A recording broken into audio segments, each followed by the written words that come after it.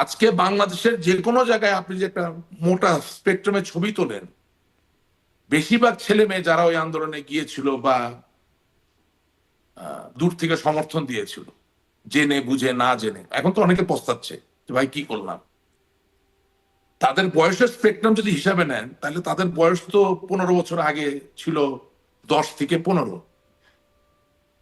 তারা 1971 সালে স্বাধীনতা যুদ্ধ দেখে নাই, বঙ্গবন্ধুকে তো দেখেনি নাই। তারা তো আহ, মেজর জেনারেল জিয়াউর রহমানকে দেখে নাই, খালেদা জিয়ারে দেখে নাই, তারেক জিয়ারে দেখে নাই। তারা মতিউর রহমান নিজামীকে দেখে নাই, গোলাম আজমকে দেখে নাই। তারা শুধু দেখছে আমাদেরকে 15 বছর। আপনি চিন্তা করতে পারেন, বঙ্গবন্ধুর একটা মূর্তিতে একটা ছেলে পেশাব করে দিচ্ছে, হাজার হাজার শত শত ভিডিও ক্লিপ। আপনি চিন্তা করতে পারেন, এটা কি আমার সফলতা? আওয়ামী লীগ ক্ষমতায় না থাকতে পারে, আওয়ামী লীগের পতন হতে পারে, অনেক কিছু হতে পারে। আওয়ামী লীগ তো দল, মানে আমি ভুল বলছি, দলের না, মানে একটা সরকারের পতন হতে পারে। কিন্তু জাতির জনককে আপনি অপমান করছেন, তার মানে আমি কি শিখাইলাম 15 বছর ধরে? আপনি, আপনাকে যদি পৃথিবীর কোন লোক আমেরিকায় বসে বলে যে শানবিন আপনি তো একজন প্রথিতযশা সাংবাদিক, জার্নালিস্ট, আপনি হোস্ট করেন বিভিন্ন প্রোগ্রাম, আপনি আমার সাথে কফি খেতে খেতে আপনার দেশের স্বাধীনতার গল্পটা একটু আপনি বলেন, কোন উপায় আছে বঙ্গবন্ধুর নাম না বলে গল্প বলার? তাহলে তখন যদি আপনি নিজেকে একবার চোখ বন্ধ করে প্রশ্ন করেন যে আমারে যে এই স্বাধীনতা দিয়ে গেল, ভালো মন্দ দুটো হওয়ারই, আমারে যে স্বাধীনতা দিয়ে গেল প্রাচুর্যময় সম্পদশালী হওয়ার, আমি তারে দিনে দুপুরে অপমান করতেছি। আমি তাহলে কি শিখাইলাম? What was my assignment, what did I do, how am I successful? আমি খুব মনের আবেগের কষ্টের জায়গা থেকে বলছি, বুঝছেন?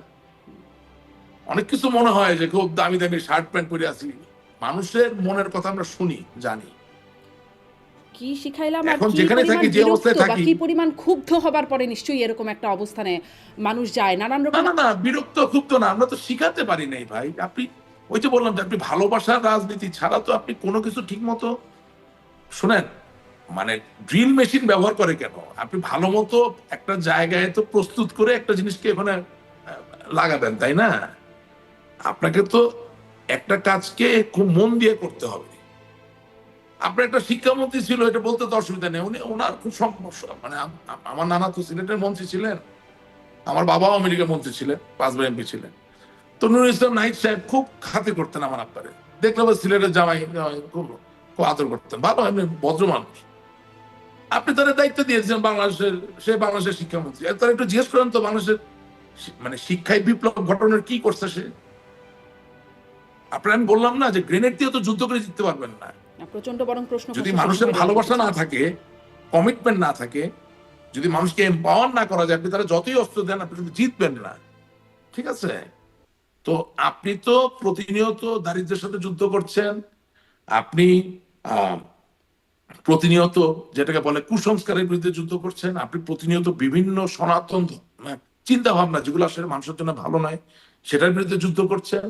শুধু তাই না, 1971 সালে যাদেরকে আপনি হারিয়ে পরাজিত করে জয়ী দেশ, জয়ী বাংলাদেশ হিসেবে আবির্ভূত হয়েছেন, সেই লুকিয়ে থাকা শত্রুগুলোর বিরুদ্ধে যুদ্ধ করছেন। সেই যুদ্ধের সবচেয়ে বড় হাতিয়ারটা ছিল শিক্ষা।